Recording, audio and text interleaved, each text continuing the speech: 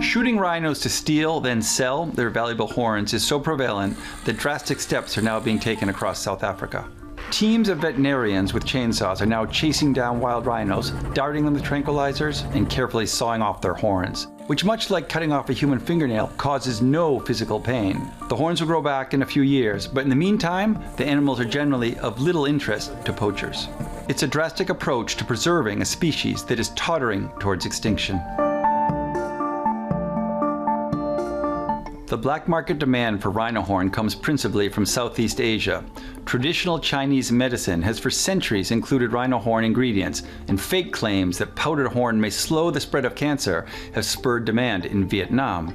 Today, black market prices for each rhino horn often top $40,000, and poachers are on the prowl. Poachers have even become folk heroes in South African communities, where they spread the wealth of their crimes as a way to buy loyalty and create a system of protection. Wild rhinos once roamed South Africa by the tens of thousands, yet today, in many parts of the country, those herds are down to hundreds or dozens. Kruger National Park, the country's crown jewel, has lost roughly 75% of its rhino population in the past 10 years.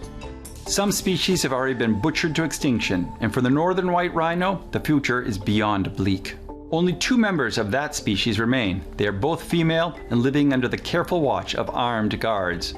And it is not just rhinos that pay the price. Last year, approximately 100 park rangers across Africa were killed, many assassinated by transnational criminal gangs. Rangers like Anton Mazimba, who was assassinated in front of his children for standing up to poachers, are putting themselves on the front lines. As Mazimba said, "You may come after the rhinos, but first, you have to get past me." Conservation advocates are fighting back with a push to punish poachers with longer jail sentences. But for now, this fight against extinction is measured by a single brutal reality. In the latest iteration of the battle to save the rhino, the men with the chainsaws are the good guys.